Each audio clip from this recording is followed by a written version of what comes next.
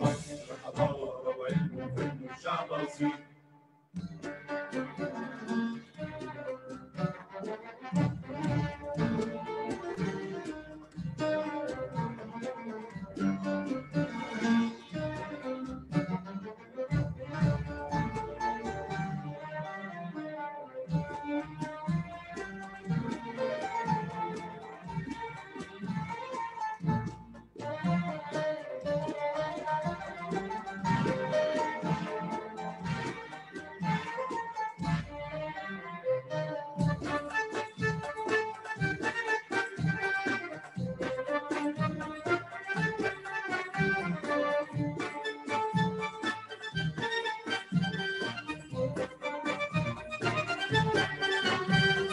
مصر حضارة وعلم وفن وشعب أصيل.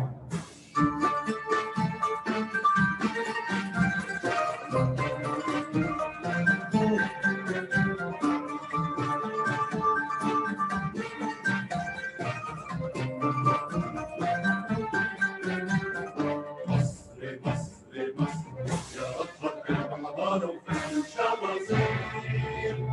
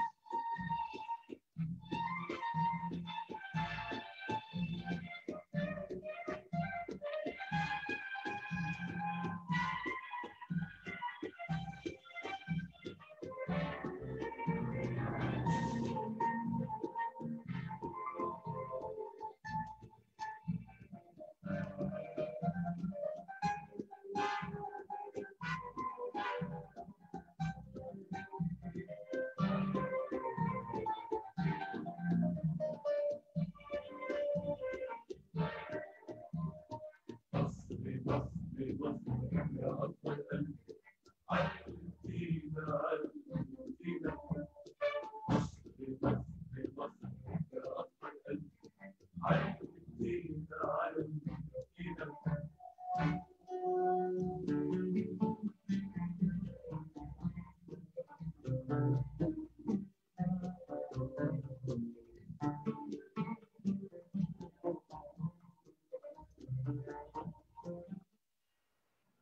Hello, doctor.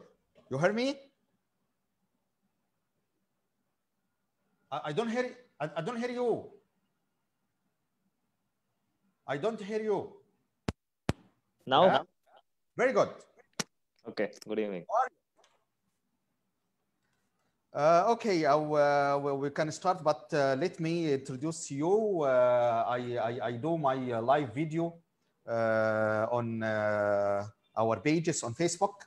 I think a lot Yep. meeting you, dear Dr. Madan. So today our episodes with one of the best interventional pain specialist. He is Dr. Madhan Bantian. I think I do it good. So he is interventional pain consultant, India, MD, CIBS, World Institute of Pain, USA. What is amazing, he is one of the best sono artists in this field. The topic today, it will be about elbow joint ultrasound and intervention. One of the most informative topic. And we also see a lot of patients with different problems at the elbow joint. And sometimes we can diagnose in not the proper way. So I think the screen with you, dear Professor Dr. Mada. Okay, you can start. Yeah, is my screen visible? Yeah, it's very good. But Yeah. please, you. Okay. Yeah, it's very good. Great. Okay, right. So we start here actually. Good evening, everyone from India, actually. Good evening. Yeah. I think it's like this is. I think like this is the third webinar I'm doing on elbow actually.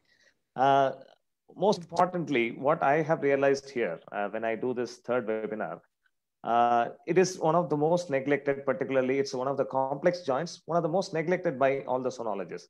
We really don't realize how much importance needs to be given when it comes to managing pain of the elbow. Okay, so this is the scope of the discussion. I'm going to discuss about the clinical anatomy and correlating the pathology and the sonoanatomy pertaining to the pain specialists, interventionalists, and radiologists, and the relevant interventions and nerve entrapments around. And to complete the discussion, I'm also going to discuss about the ligaments. Ligaments around the elbow needs to be discussed about the integrity of the ligaments. These are my references. The most recent one in 2015, there is another reference on post-interosseous nerve in 2017, ultrasonography. These are one of the most recent references which I have taken. And these are the references which I follow in my day-to-day practice, right? These are the challenges of the pandemic. Personal safety is at most important.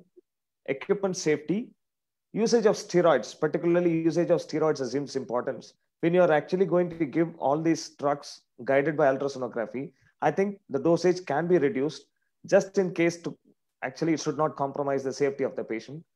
Obviously, the patient positioning is always an important thing to be considered, particularly in elbow, where you actually go very close to your patient. So very, very important to actually keep away from the patient and try to wear a respirator as many times as possible when you go close to the patient. So why ultrasonography? Why there are so many other imaging gadgets like MRI? Why ultrasonography? All of us do understand the dynamic nature of ultrasonography. Ultrasonography can be used for examining any joint because of its means like a dynamic examination is possible. The integrity and contiguity of the tendons and ligaments can be assessed in real time, particularly when you actually do in positions of stress. Doppler ultrasonography, as all of us know, is useful in tendinopathies. And obviously, one thing you must understand, you need to invest in a good machine and it needs a good operator to find out exactly these pathologies, right? So this is one of the most neglected joints, one of the poorly understood. Always try to do a good clinical examination followed by a sonological examination. Not always ultrasound first and then go for clinical examination. No, it needs a good, diligent clinical examination before you do a sonological examination. Always follow a protocol-based examination by the ESSR protocol. But always in your clinic, you need to have a soft protocol like the anterior elbow, the posterior elbow, medial, and the lateral. And you need to do the dynamic and stress examination as well, right? This is what is called the soft protocol, which I practice on a day-to-day basis. Anterior, lateral, medial, and posterior examination. The anterior elbow. The anterior elbow, what you need to understand here is, just one moment. Yeah. One thing you must understand is, this is something which I have actually taken from the anterior elbow without any structure annotation. Okay. Here, you could see the, just one moment. I'm just trying to get my mouse there. Yeah. This is the biceps long head. You can see the two heads of the biceps. This is the long head of the biceps and it's the short head. Actually, it inserts into two fascicles. That is one thing you must understand. And there is something which is covering the biceps there. That is the bicipital aponeurosis or the Lascitus fibrosus, which is actually covering the brachial artery and then covering the medial nerve also and getting inserted into the antebrachial fascia, which is also the deep fascia of the forearm. Okay. And this is obviously the brachialis muscle. You have the brachialis tendon here, and you have the trochlea and the capitulum there, and you have the nice little wavy pattern of the cartilage. These are the things which you need to appreciate on an anterior elbow examination, right? How do you position a patient for an anterior elbow examination? Just try to keep a pillow or a shoulder roll underneath, actually a pillow, small pillow, and try to keep the patient's arm as much as supine. Maximum supination, try to examine the transverse view. This is what you get. These are the structures you need to appreciate. Brachioradialis, brachialis tendon, biceps tendon, the brachial artery, median nerve, and the pronator teres. Okay. When you see all these structures, one thing you must understand is actually the biceps brachii starts as two fascicles, ends as two fascicles. Generally, we fail to understand and appreciate that there are two fascicles when it comes to insertion. Okay. The long head generally inserts a little more proximally than the short head. Okay. These are the two fascicles here. This is the brachialis. These are the two fascicles which is joining together and getting inserted onto the tuberosity of the radius. Okay. This is something which you need to understand. But is this enough to find out the integrity of the distal biceps? Generally, we actually stop here, particularly of two things. One, we do not go for the specialized positions like the cobra position. Secondly, we think that this is the distal insertion. Actually, this is not the distal insertion. We need to go for specialized positions, which we discuss later. Okay. Generally, the biceps tendon has an oblique attachment to the radial tuberosity in two fascicles. Okay. The mode of injury actually matters. It's a force extension against resistance with elbow in mid flexion. There is a popping sensation there, and there is a small deficit which can create a pop eye appearance. And clinically, there is a palpable defect, and there is a proximal soft tissue mass here. On ultrasound, you can differentiate between a retracted tear, a complete, partial, acute, chronic, all that can be differentiated by ultrasonography. Not all your patients are going to have a complete tear. Not all your patients are going to present with a textbook Popeye appearance, right? This is what is the distal biceps looks like.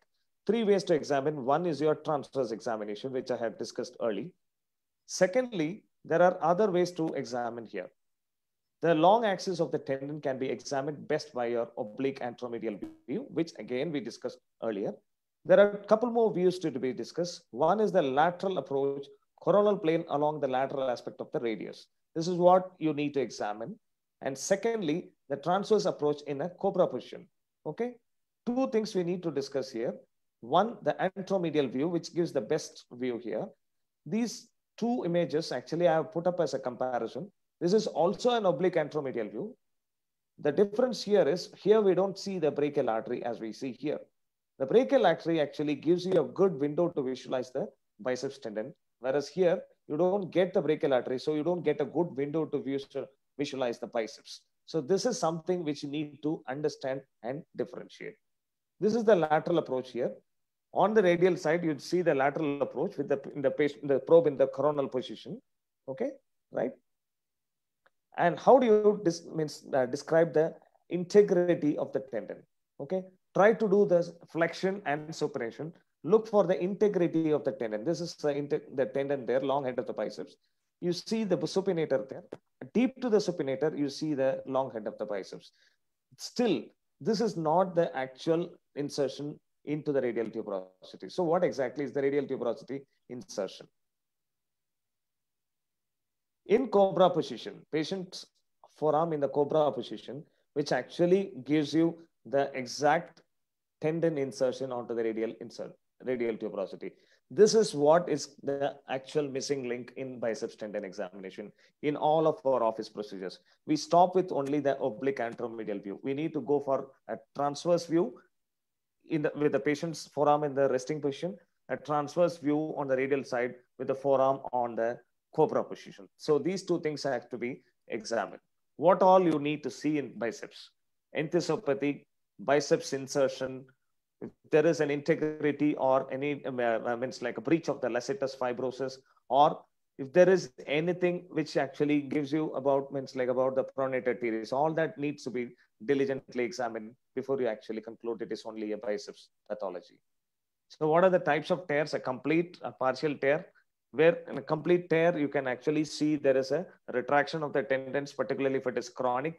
If it is a partial tear, it could be intrasubstance tear. It could be an acute tear where it presents with an effusion or an avulsion fracture.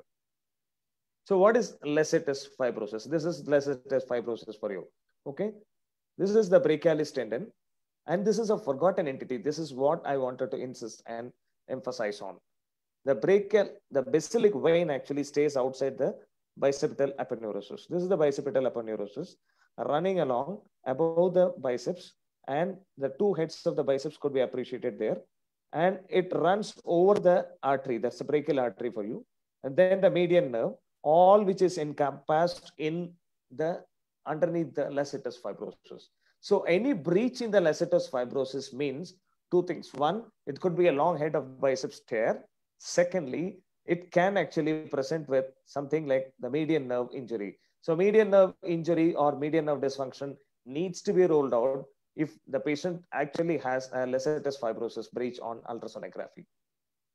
Okay, this is how you look for the Lacetus fibrosis right over the long head of the biceps, right over the long head of the biceps. Look for the Lacetus fibrosis. If there is any breach, then it could be possibly a long head of biceps tear, right? It is a fast and cost-effective imaging tool. When it comes to looking for the Lacetus fibrosis, it's a very good tool to actually rule out a long head of biceps tear. And one important thing which needs to be kept in mind is it actually complicates your diagnosis. Sometimes you mistake it for just a median nerve compression, just looking at only the presentation at the distal forearm.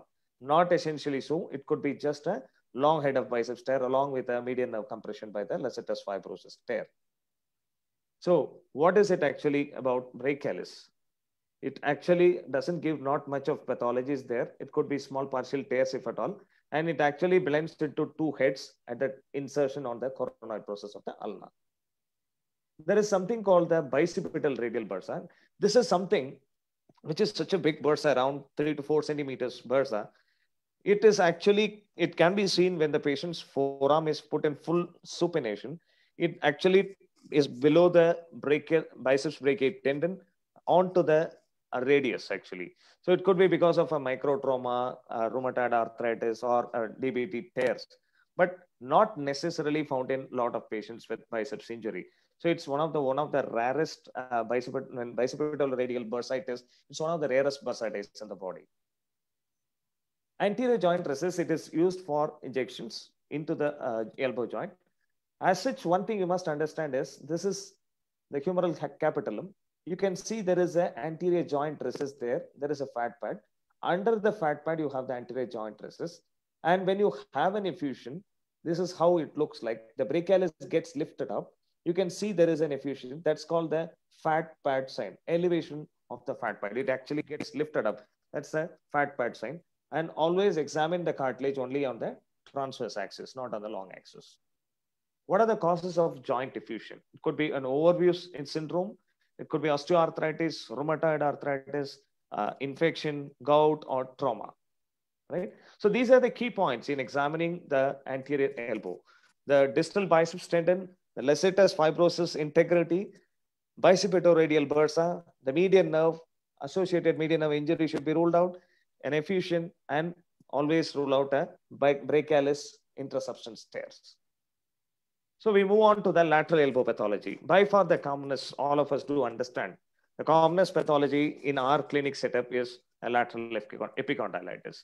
Next common is lateral anal collateral ligament injury, then the pin entrapment, then radial nerve injury, and of course the radiocapitellar joint pathologies. So what is actually common extensor tendon? It actually consists of 4 tendons: ECRB, EDC, EDM, and ECU. But on ultrasonography, you see only 2 tendons there. You could see only the ECRB and EDC, whereas the extensor carpi ulnaris, you'll have to actually travel back actually to look for the ECU, extensor carpi ulnaris. So how do you really diagnose lateral epicondylitis? It is purely by clinical examination. So what exactly does ultrasound offer to you? Ultrasound basically is used for staging the pathology and the interventions. So how do you actually look for the pathology? Where do you look for the pathology? You should always look for the lateral tendons, that is the common extensor tendon, in 2 basic views actually. One is the long axis view, the other one is the short axis view. Always look for the concavity, between the, just one moment. Yeah. So in the short axis view, you should always appreciate there is a deep supinator around which you have the frill of tendons around, okay? That is starting from anteriorly, you have the beak appearance on the ECRB, then comes your extensor digitorum, extensor digiti minimi, extensor carpi ulnaris, and the anconeus. Basically, what you need to do is try to track it anterior to posterior. Examine all the muscles there, just anterior, just distal to your epicondyle. That is what actually gives you which muscle can be, which muscle is injured, right? The symptoms, it could be just a lateral elbow pain or sometimes a functional impairment. The mechanism of this particular pathology is repetitive microtrauma because of your job or sports. It could be a supination of the forearm and dorsiflexion of the wrist, which actually gives rise to the functional impairment. What is the diagnosis about? It's about clinical diagnosis. So ultrasound provides you only the staging and looking for other pathologies. The earliest one is to actually look for the hypoechogenicities, which I'll show you on ultrasonography, which actually histologically corresponds to collagen degeneration and fibroblastic proliferation. There are other changes like calcification, tendon changes. It could be small thinning or a thickening of the tendon. It could be a tear. Maybe stippling and color signals could be appreciated, which actually tells you there is neoangiogenesis. Having elastography, sonelastography is always a sophistication. This is what I told you. There is a hypoechogenicity there. You could see small stippling and calcification over there. There is a cortical irregularity at the top of the epicondyle. So these are actually the signs of the stages, actually the early stages of epicondylitis. I have not used color Doppler. If you use color Doppler, you could appreciate there is an increase in the vascularity, which indicates neoangiogenesis. What are the differential diagnosis? The differential diagnosis always lateral collateral ligament tear, which actually can be proven only with a good MRI. Pin entrapment, post-interosseous nerve entrapment syndrome, other surrounding soft tissue masses. The tears actually on the lateral means like on the common extensor tendon, it could be a partial or a complete tear. It could be an acute or a chronic tear, all of which actually all of us do understand how to rule out. What are the non-operative methods? Rest, modification of activity, NSAIDs, sometimes a steroid injection underneath the tendon, PRP or a autologous blood injection into the tendon. So these are the potential non-operative strategies. So how do you actually do the needling and where do you actually put in your drugs there?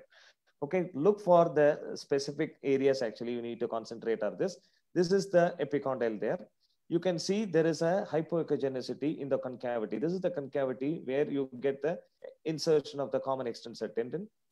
This is the needle coming in plane. Okay, this is the needle coming in plane. We can do a needle fenestration and PRP injection. Okay, this is how you do a needle fenestration. Basically, you try to visualize it in plane. One important thing you need to understand is the depth of the actual needle placement. It is not more than around 0.5 to 0.8 centimeters. So you have to do a diligent needle fenestration of the extensor tendon before you put in PRP. Basically, you're creating an acute inflammation before you do a PRP injection there. So this is something which you need to understand. And while injecting, the PRP should be injected into the tendon. And whereas when you inject steroid, you should find a place just below the tendon, because it's not very uncommon to find out the intratendinous injection of steroid actually can lead on to a potential tear. There is something actually, the tear of this common extensor tendon could further weaken the tendon because of a pre-existing chronic tendinosis. So this is what potentially the patient can land up with. So more pain, more tears, and patient might actually require a surgery. Okay, this is a partial tear because of a steroid injection elsewhere, right? This is a post-steroid tear for you, right? These are the key points on lateral elbow pain. Most common disorder of the elbow is lateral epicondylitis. And always keep in mind, there is a differential diagnosis of lateral elbow pain. Always you need to look out for lateral collateral ligament tear. Always you need to look out and rule out posterior interosseous nerve syndrome. So posterior interosseous nerve syndrome, all of us do know that there is something called the arcade of Froese. Arcade of Froese is nothing but there is an arcade, there is a division of the radial nerve there, the superficial sensory and the deep motor, there's a posterior interosseous nerve, which gets between the two heads of the supinator. That's the arcade of Froese. Okay. The superficial head compression can lead on to something called the Wartenberg syndrome, which is actually at around E1, the extensor compartment 1. Then comes your something called the arcade of Frost compression at S1, proximal edge of supinator, superficial edge of supinator can lead on to compression of the posterior interosseous nerve, which can actually on ultrasound have a loss of fascicular pattern, hyperemia, and thickening of the nerve. Okay, this is how it looks like. There is a small means like a change in caliber. As such, when you actually examine, you need to examine in two angles actually, one on the sagittal view as well as the coronal view. When you actually examine on the sagittal view, you need to look at the change in caliber of the nerve. This is the change in caliber of the nerve. There is a small thinning as such when it enters into the linear fatty plane between the S1 and S2, right? This is a in plane hydrodissection with 5% dextrose into the linear fatty plane. Try to, you can see there is a nerve which is actually opening up there because of the hydrodissection. And this is a classic posterior interosseous nerve entrapment pain, which can be actually dealt with hydrodissection with 5% dextrose. What are the clinical pearls actually? What all you need to understand here? One, it is a differential diagnosis, very important differential diagnosis in an inconclusive tennis elbow. And there is no standard values for thickening. One of the articles actually has mentioned the anteroposterior diameter should be more than 0.15 centimeter. But there is no comparison or means there is no standard values. One thing everybody must understand is all these pathologies, nerve-related pathologies, try to compare it with the other side, the normal side, both by long axis and short axis scanning, and then come to a conclusion about the thinning or thickening of the nerve. Always examine at 2 points. Basically, at least there's 2 points actually. There are around 5-6 points we need to examine. At least there are 2 points, the entry and exit points to be examined. And clinically, the patient does not have a wrist drop. Basically, it is only a finger drop, not able to extend actually. That finger drop classically indicates a posterior interosseous nerve entrapment. Medial epicondylitis, very similar pathology. Only thing is, it could be because of a valgus stress, because of repeated flexion and pronation. Basically, like try to actually identify what kind of activities the patient is actually getting this pathology. Labor intensive activities like baseball, tennis, fencing, swimming, all that can cause a medial epicondylitis. Ultrasound appearance, same as your lateral epicondylitis, so I don't want to. And you should always see that the medial collateral ligament and pronated teres syndrome should also be ruled out when you consider medial epicondylitis. One important thing which you need to understand and realize is that there is a 50% chance of a ulnar neuropathy. Medial epicondylitis, always there is a 50% chance of ulnar neuropathy. Always rule out ulnar neuropathy before you intervene in medial epicondylitis. Pronated teres syndrome, there are plenty of causes like fractures and subluxations. And always look for an acute, differentiate between an acute and chronic injury. Look for occult fractures in pronated teres syndrome, and soft tissue masses also needs to be ruled out. Okay, this is how a medial epicondylitis looks like. Okay, this is an examination of the medial epicondyle. It's a stouter, thinner, it's a thicker, there is signs of inflammation there. Okay, that is medial epicondylitis for you. And how do you actually track the common flexor tendon? Basically, it's a short, stout, and broad at that point of insertion. But which muscle is involved, which tendon is involved among the common flexor tendon, that has to be delineated before you actually intervene. So you should do again the same old technique, the short axis as well as the long axis scanning. When you do the short axis and long axis scanning, I normally follow an elevator method to find out which tendon is involved on a long axis scanning. Okay, this is the wrist actually. This is the scaphoid, and over the scaphoid you've got the FCR tendon, flexor carpi radialis. This is how you need to actually track your flexor carpi radialis, right? Turning it on a long axis. Okay, this is the flexor carpi radialis. try to move your thumb, find out the flexor carpi radialis actually is moving. Right above the flexor carpi radialis, you've got another muscle which is appearing there. That's a pronator teres. Below that, you've got the FDS. That's the flexor digitorum superficialis. And in between, sometimes a very thin muscle like palmaris longus will be there. Sometimes it is absent, right? All of this actually, when you track to the medial epicondyle, actually it forms a common flexor tendon inserting onto the medial epicondyle. It's a fantastic tendon. You can actually trace it. So when you actually trace it, you can see all the tendons, all the healthy looking tendons here.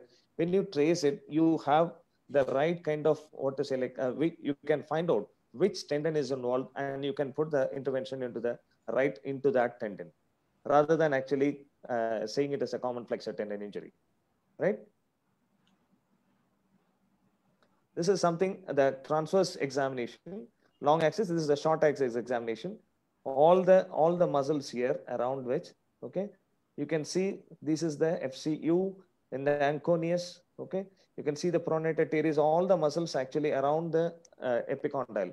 Generally, while injecting, we tend to see only the long axis view before injecting.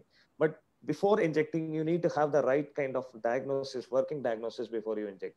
So for which you need to examine and find out which part of the tendon is involved before you intervene, right? Ulnar nerve compression. Ulnar nerve compression, all of us do know that it's prone for injury because of its superficial placement in the cubital tunnel. The cubital tunnel, always the boundaries we know, the olecranon, the medial epicondyle, the roof of which is formed by the Osborn ligament. The floor is formed by the RCL actually. So these are the things like which you need to understand. Then it could be compressed by Osborn ligament. Sometimes a subluxation with or without pain, the snapping triceps, the presence of anconeus, all this can actually lead on to ulnar nerve pain, right? On ultrasonography, what you need to see, there is hyperemia around the ulnar nerve. This is the epicondyle and this is the olecranon. You can see there is a ulnar nerve around there, and there is something which is hanging there. That's a Osborn ligament. You can see there is inflammation around. There is hyperemia around. That classically indicates that there is a compression by the Osborn ligament. Median nerve compression. There are plenty of sites where the median nerve can be compressed. Particularly very importantly, the biceps long head injury where the lacetus fibrosus is injured. Then there is a pronator teres deep head, which actually can cause compression. Then the sublimus bridge, which actually is the bridge between the two heads of the FDS. All these can be possibilities of compression of the median nerve. But can all these be examined by ultrasonography? Very much, yes. Okay. This is how the pronator teres actually looks like at the elbow on the transverse view. When you actually look at the pronator teres on the transverse view, try to examine it slightly down. Okay. As you go down, try to look for the bifurcation of this artery and this nerve. This median nerve and brachial artery actually to be kept in mind, right? A lot of people do not actually follow this. You can see this artery is actually splitting into two. You can see there is a nerve actually there. Okay. This is the nerve. This is the artery. And this is actually the compressing place. That's the deep head of the pronator teres. That is the one which actually compresses. That's the point where you actually put in your steroid, right? This is the deep head of the pronator teres. This is the superficial head of the pronator teres. So identifying the deep head of the pronator teres is of utmost importance. Right? These are the other places, like what to say, like you can see there is a distal compression of the median nerve. At the sublimus bridge, you can see there is a pronator quadratus atrophy, fatty infiltration of the pronator quadratus. Okay, this is the sublimus bridge, the two heads of the FDS. There is a sublimus bridge which is actually covering the median nerve. There's the median nerve there, and there is a sublimus bridge over there. So this is the point of compression at the level of sublimus bridge. Okay, to actually sum up, actually, like we need to see the ligaments as well. we actually cannot afford to leave it to the MRI to find out where these actually ligaments are. The idea of looking at all these ligaments is one, it makes an important differential diagnosis to actually means to this epicondylitis, the medial and the lateral epicondylitis. And one more thing is, by looking at these ligaments, we actually can say that this ligament is intact or not. So that is something which you need to look for on ultrasonography. So this is the last topic which I'm actually going to discuss here. One, on the medial side, you have got the ulnar collateral ligament. Ulnar collateral ligament has got three bundles: the anterior, which is the most important, the most stronger, and you have got the posterior, and you have got another ligament which is the transverse ligament. Generally, you can see the posterior bundle of the ulnar collateral ligament, which forms the floor of the cubital tunnel there. And you can see there is an anterior bundle which is lying very close to the common flexor tendon, right? This is how the common flexor tendon looks like. And you can see there is a small fibrillar structure there. That's the anterior bundle of the ulnar collateral ligament. Generally, this is the most mechanically most important one. And it's a major restraint to your valgus stress. Basically, it is a major restraint to your valgus stress that's need to be understand. And it is sometimes very difficult actually to differentiate between the fat and this fibrillar ulnar collateral ligament. You need to actually try to tilt, turn, and twist your probe to find out this fibrillar structure when you examine the medial collateral ligament. In medial collateral ligament examination, means in the ulnar collateral ligament examination, you need to look at the fat, you need to look at the UCL, which is fibrillar, and you need to differentiate it from your common flexor tendon. Okay. There is something called the posterior bundle of the UCL, which forms the floor of the cubital tunnel here. It's ulnar nerve there. And these are the two heads of the FCU. You can see the os bond ligament, which is there above. And in this picture, you can see the anconeus. There is an accessory muscle over there, which can be a cause for compression.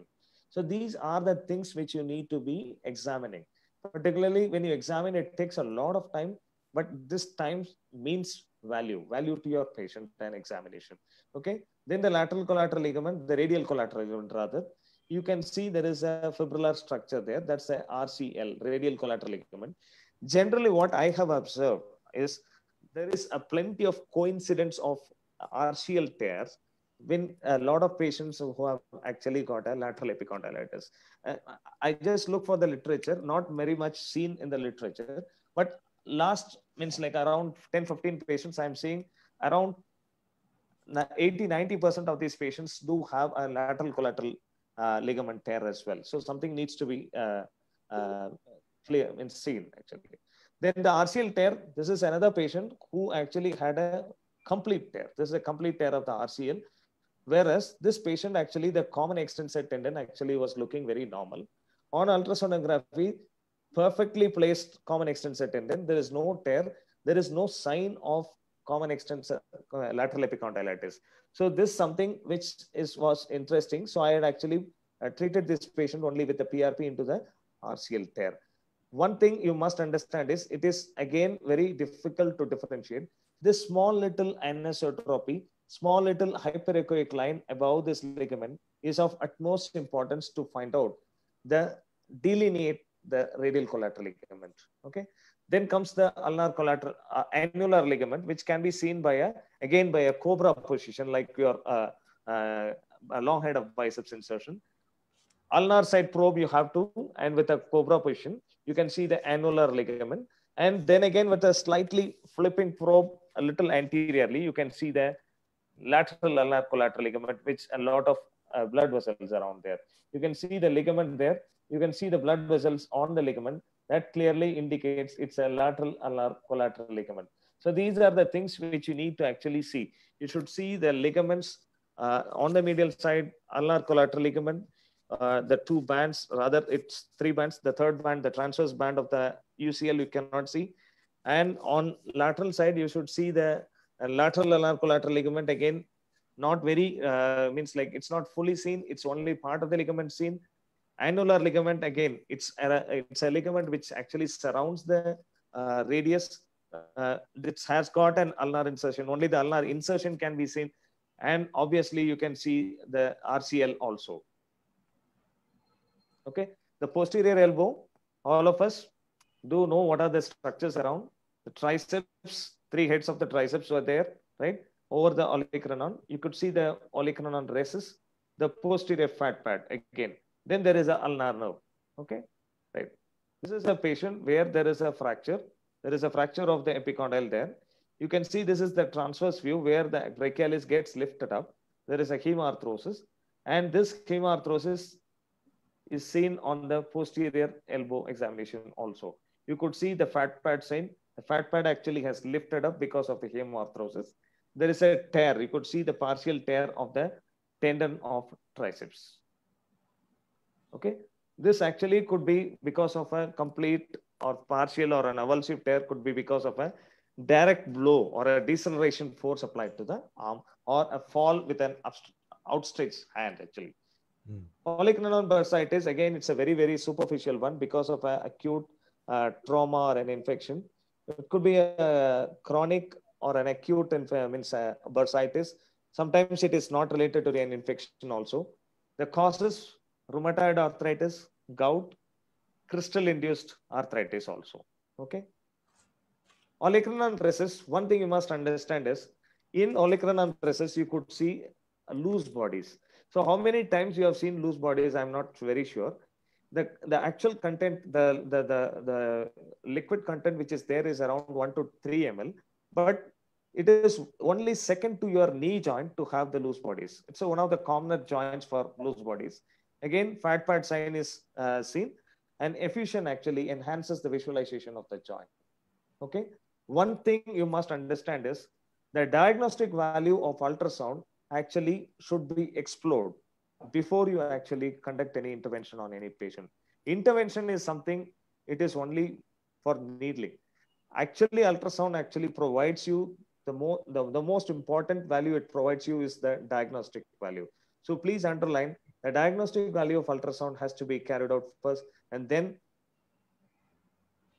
comes your intervention, which is only playing minor part in the treatment. Follow me on Facebook, Madan Pandian, and subscribe to Madan Pandian MSK Classics on YouTube.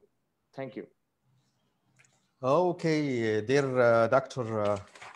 Madan, I'm really proud to be with us today in this amazing episode. And I advise all of the attendees and all my colleagues in Facebook group to join Dr. Madan in YouTube. He is very, very, very one of the best tutor in education and learning of some tricks of the ultrasound. So I think I will start the questions till we see what about the questions. In ultrasound, you know, we are need to more practice and more practice and more practice to can judge. What about Dr. Madan? Doctor? No, I didn't get you. I didn't get your question, okay. sir. So little bit, he is challenging, need more practice and more visualization to see what about the specific pathology we can see. This is tricky for continuing education and see your YouTube channel. So my first questions in ulnar and radial collateral ligament. Yeah. Always you did the valgus stress test with any assistant, or you can I say see, generally devices we can use to do some stress or valgus stress, and then we can use our probe in simple way. So what about this? See, one thing is, in general, elbow examinations, particularly in a painful elbow, it's generally not possible to have the ideal position for the probe as well as the patient's exam. Okay, right. So secondly, there is always a chance for actually in a non-painful elbow, definitely there is a chance for doing a valgus stress. And in a generally these non-painful elbows, we can do a stress examination. But when there is an injury, doing a stress examination is very difficult. So doing it with an assistant is just not possible. So ideally, allow the patient to do it on their own, or sometimes I do it. try to do the collateral ligament, means look for the ulnar collateral ligament. So these couple of patients recently, which I have actually quoted on this presentation, have actually had a complete tear, and they were presenting throughout, and there were at least 1 or 2 patients who received even an injection on the common extensor tendon, okay, which actually has not responded. When actually examining just below the common extensor tendon, I could see there was a tear. But looking for dynamic and stress testing on the ligaments, sometimes not possible. Actually, it is not at all possible, particularly when these patients do present with a lot of pain, actually. So ideally, when you have to have a good ideal examination of biceps, it is just not possible without a nerve block. Yeah. Okay. In one of the tricky that you mentioned today, the laceratus fibrosus that can indirectly can affect the median nerve. And Yes. so we don't routinely think about this mean problem. So the best intervention you can do is some hydrodissection, some fenestrations. What do you prefer to solve this problem? See, one thing is like the median nerve injury cannot get corrected unless you treat the long head of the biceps. If there is a long head of biceps pathology beyond, means like you need to correct the long head of biceps pathology before you actually do a hydrodissection.